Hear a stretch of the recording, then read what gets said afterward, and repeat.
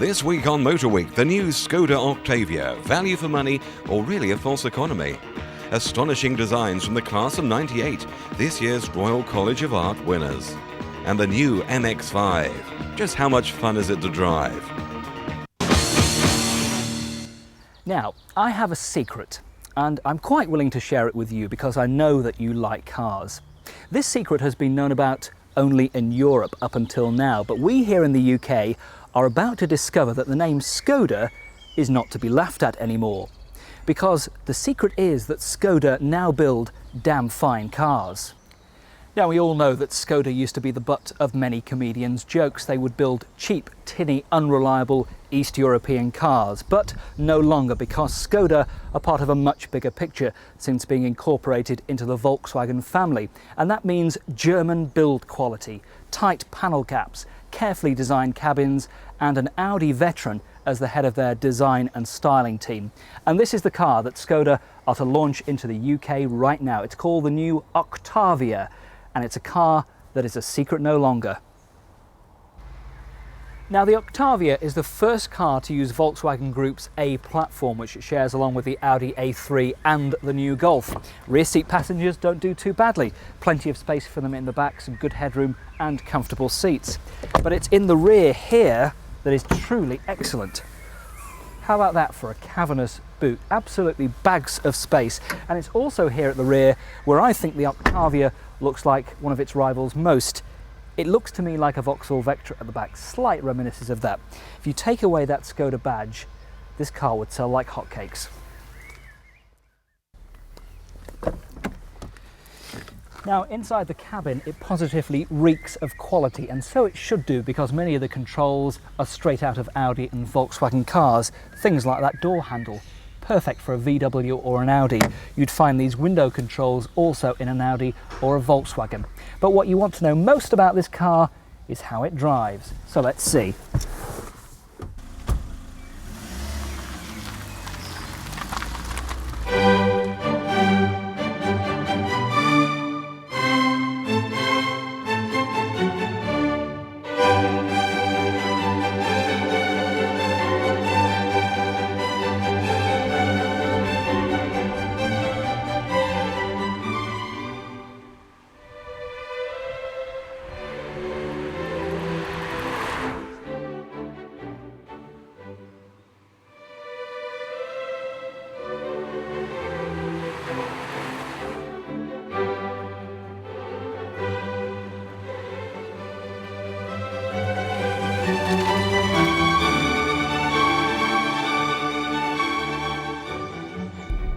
Inside the cabin of the Octavia, a lot of thought and effort have gone in. There's plenty of room, the controls are all quality, and the seats are very comfortable. Although I'm not tremendously happy with the actual driving position. You feel as if you want to push the seat back a bit to straighten your legs out more, but this is as far as it'll go.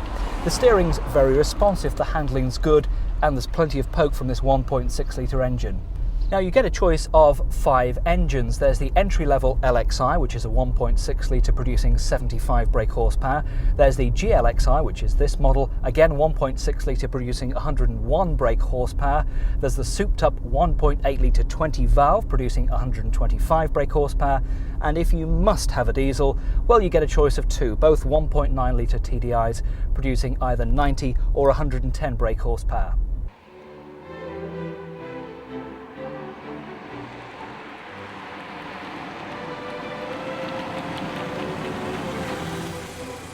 Paul, who would you identify as the typical buyer for the new Octavia? Well, there's no one particular group. We believe there's quite a few groups that will start looking at it particularly carefully. But there is one set of buyers in particular that all the research we've done points out as being prime targets for Octavia. And that's mainly the young family. I mean, they're at the stage of their lives where money's very, very tight. Mortgage, kids, everything's going on at the same time. They don't want to be frittering away an awful lot of money on a car that doesn't meet all their requirements.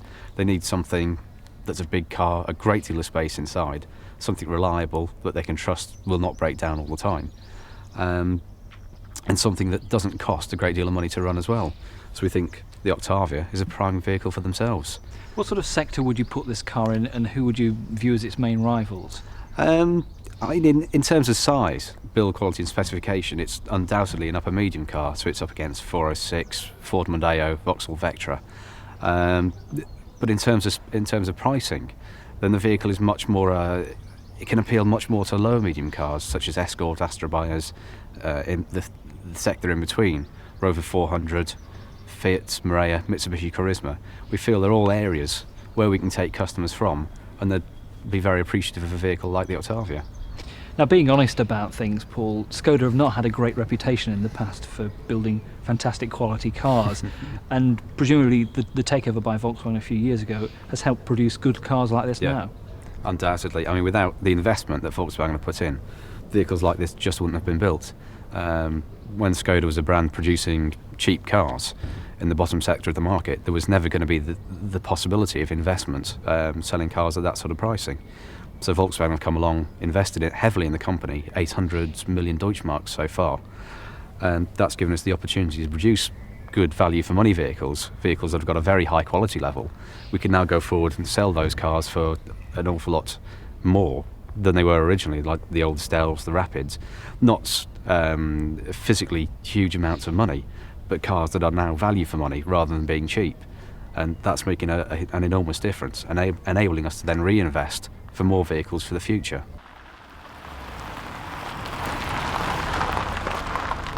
I think Skoda have come up with a real winner here in the shape of the new Octavia, and I think a lot of that has to do with the input from the Volkswagen Group. There's no doubt that if you've ever owned a Skoda before, you'll be amazed at how much these cars have come on. Skoda aim to sell around 8,000 Octavias a year, and that should make it a very familiar sight on our roads. So now you know my little secret. It's up to you what you do about it.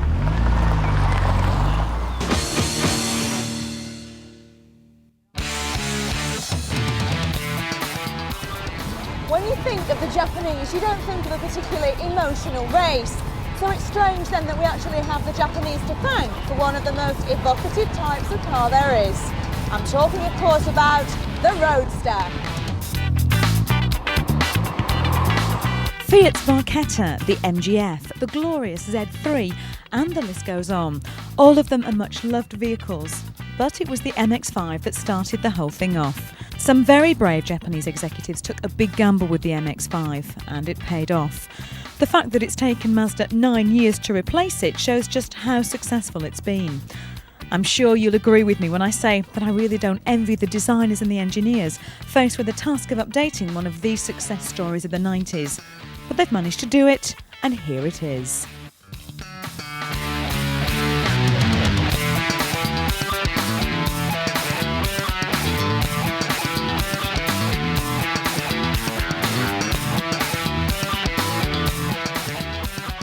The new MX-5. It's slightly wider, with a new interior and more equipment. Not very different at first glance, you might think, to the old version. But take a closer look, because the much-loved pop-up headlights have gone. They've popped their clogs. And it's a real shame, because for me, those lamps were the eyes of the old MX-5. They were its character, and without them, the new car now looks like lots of other cars. I loved the old styling, and although the 98 version is a very attractive car, it doesn't tug on my heartstrings in quite the same way. The old version of the MX-5 was much maligned for being a bit of a girl car. So in an attempt to make this version more macho, Mazda have added a bulge to the bonnet. You get a better hood on the new MX-5, although it's still very light and is easy to get down. There's no zipping out of the plastic rear windscreen anymore. The new one is heated glass and it folds neatly into place. So what of this all-new interior? Well, it's black, it's plasticky, and yes, it's boring. No surprises here then, this is definitely Japanese. To be fair though, they have added a passenger airbag as standard and a rather nice Nardi steering wheel, which livens things up just a little bit. And the boot is now actually more like a boot. It's bigger in here. In fact, there's just enough room to fit your weekly shopping in. Now, looks and practicality are all very well. But the whole point of a Roadster is the experience you get behind the wheel. You want pure, unadulterated fun. So how does the new MX-5 measure up in the smiles per mile stake? Well, the MX-5 is still a classic sports car. It's front-engined with rear-wheel drive. However, the performance of this engine has increased significantly over the old version. What that means on the road is that its 4-cylinder 16-valve engine feels very fast and it's always raring to go. But it's when you give the MX-5 a set of bends to string together that it really comes into its own. The power steering is extremely direct, it's sharp and responsive. The car has a natural feeling of balance about it, which makes driving on roads like this a whole lot of fun.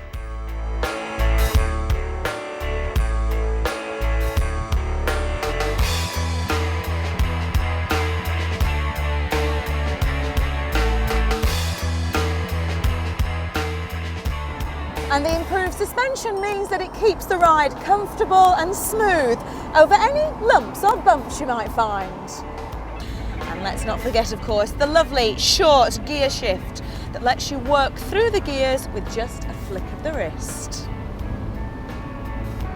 And if you are planning to have some fun on twisty, turny roads, then you'll be happy to know that the brakes do feel nice and sharp. However, you'll need to go for this top-of-the-range 1.8 IS to get an anti-lock system. Thankfully for British drivers, the MX-5 comes complete with a belting little heater. And believe me, when you're driving a roadster with the top down, in Manchester you need all the heat that you can get. So, how much does it cost to have this much fun? Well, the entry-level 1.6 is £15,500 on the road.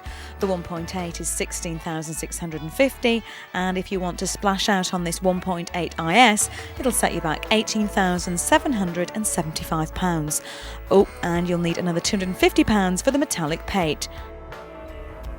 If the MX-5 were a potential date, then you would have to say that it has a great personality. It isn't exactly stunning to look at, but you know that you're going to have heaps of fun with it. And if it's a long-term commitment that you're looking to make, would you rather have a car that makes you smile when you see it parked on your driveway, or one that makes you grin when you get it out on the open road? I love roadsters. After the break, a special feature on car design. We meet Professor Ken Greenley and the award-winning students at the Royal College of Art.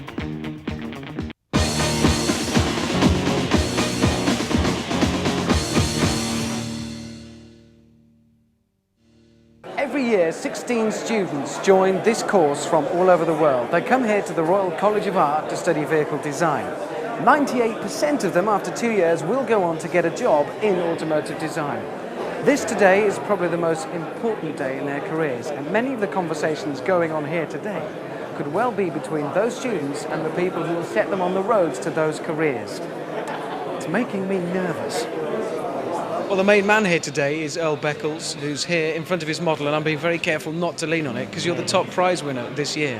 Fortunately, put a lot of hard work in, so it's nice. Congratulations. The thing itself is here. The exterior looks incredible. We'll talk about that in a moment.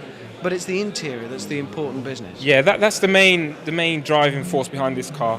What it was I wanted to create a car which would appeal to a variety of users, so you can have it exactly how you want it. So the way it works, really, in a nutshell, is that you have an interior membrane with lots of airbags situated in various positions, and they can be inflated and deflated, giving you a variety of different seats. So if you needed 6 seats, you could inflate a few different airbags and you've got 6 seats. If you needed less, you can deflate them. So it should appeal to lots of different people, different sizes, different shapes. It's starting to sound seriously comfortable in there, but Earl, how possible is this? Well, it's current technology. Cadillac have got a seat out at the moment where you computer controlled amounts of air goes in different places to get a comfortable seat. So it's taken that notion on a stage further and having a whole interior where you can have air wherever you want it. Wow, so this is a bit like a cross between the little lever on the side of my seat that adjusts the lumbar support and a bouncy castle. Basically. Yeah, that's you kind it. of fall in there and that's severely comfortable. Have it how you want it. What you do is you walk up to it where the green triangle is, can slot in a smart card or program it, and then peer through the glazed areas and watch your seat made to order.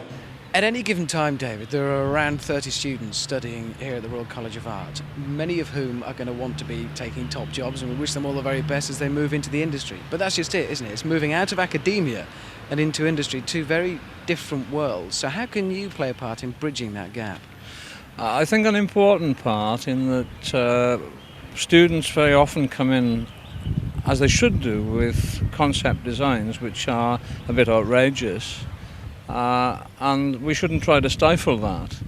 But at the same time, we've got to recognise that we have a job to do in convincing them of what's possible in glass, not what's convenient in glass, but what is possible. What I usually say to the students when I come here is that inconvenience for us is not an excuse for not doing it, but the laws of physics are. So my job, our job as a company, is to build that bridge so that young students, when they are designing their extreme concepts, when they get into the industry, find themselves with an understanding of glass. That doesn't mean to say they don't push us and won't continue to push us, and that's right. But the understanding of what's possible at any time is very important. Obviously, dozens and dozens and ever-increasing numbers of materials and high-tech materials used in actually manufacturing the vehicles that these students design.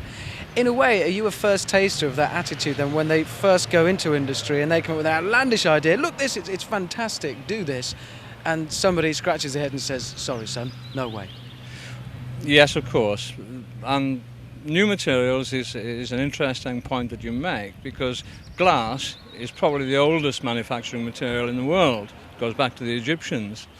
And glass is heavy and glass is difficult to work, but it still remains, in my view, the best product for looking through in its scratch resistance and its overall performance. I studied before in Coventry to do a BA course in vehicle design as well. And the logical thing to do afterwards, or to aspire to, is to come to the RCA. It's kind of the crown of education for vehicle designers. This design caught my eye for a couple of reasons. Number one, it's obviously quite sporty, quite lifestyle-y, but it's also quite light, quite airy, very modern. Very much of the moment, and I suspect what we'll see more of in the future. So why did you set about doing something like this? Why this sporty flavour? Why not off-road? Why not big and bulky? Why this particular design? I think there's been a lot done in closed volumes.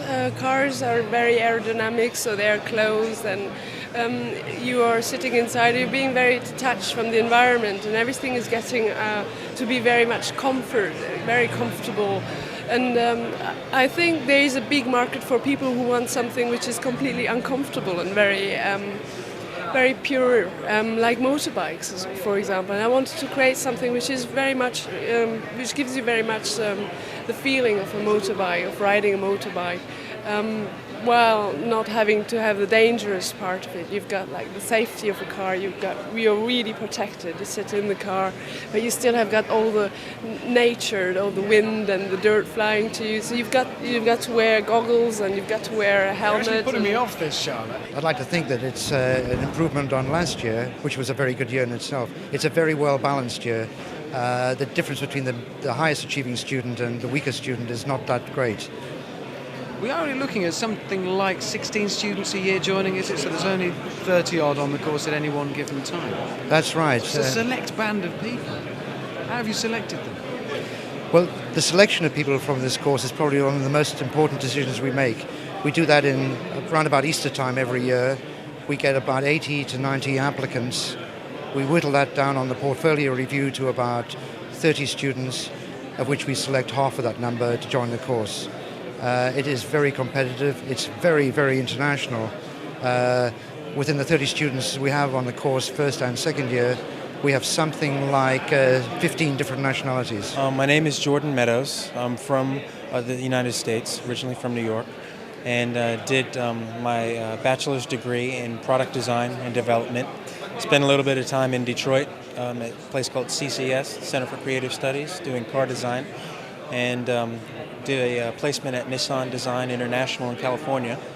After hanging out in California for a while, I really wanted to do car design more and needed some more education, and I already had a degree, so the RCA was the only place that really made sense to go, because they offer a proper MA in the business. So. Looking around here today at some of these designs, some of the models that are on display, they are incredible. There is every conceivable shape, design, colour, texture, and many that, frankly, to me before I came here would have been inconceivable. Exactly. Some of them are so extreme they don't even look like cars. Exactly. And yours isn't a car at all. Yeah. It's kind of embarrassing because everybody else has done cars and you've done a helicopter. Why is that? It's been a calculated move. I mean, the design theme and brief around this project was consciously to look at, with the millennium coming up, what's going to be the next step after cars. And this is one proposal for what might be possible. If we were to look at helicopters and say, let's address them like we do cars, think about textures and colors and design and things that mean a lot to people in terms of personality and how personality can be conveyed in an object. Let's carry that over to a flying craft, an aircraft. And so that was the impetus for this project. And that's why it's called the Phoenix. If you know a little bit about the mythology, about the bird sacrificing itself, being reborn anew, it's looking at the personal transportation, sacrificing itself and being reborn as something else. And my theory was that it might be a helicopter. What inevitably happens here is that people will end up, maybe not immediately, but certainly sometime in their career, in a country other than the one they were born in. And coming here and understanding and working with people from various nationalities and various different cultures is actually incredibly important. It's not just this course, I mean the whole college is very international. Talking about the designs, I've been walking around looking for the really extreme and bizarre. And I have to say, I haven't found it. I haven't found anything that's made me think, God, what's that? Which I thought I would. Why haven't I? Well, you're dealing with postgraduate students for one thing. The average age of our students is 26. They've probably got some of the crazy ideas out of the system before they've joined us. There's an element of pragmatism, I suppose, does creep into their work, but don't forget this is the last day of their education. They're looking to get jobs from today onwards. What would my qualities have to be? Not necessarily the design, but as a person, what's going to be the one single thing that all these people have in common? Your individuality. I mean, if we were just producing clones of students from one generation to another, they wouldn't get employed. The design chiefs who are coming around here today are looking for all the skills, the competence in using traditional methods of design, electronic methods of design. That's a given. But what they are looking for is that spark of originality and individuality in the person. They're also looking at the personality of the designer as well, as to whether he will fit, or she, this year, will fit into a design team. It's a very stressful occupation, and the designers have to be compatible. Next week, Chris Goffey drives the new VW Synchro, plus we put you in the driving seat of the Volvo C70.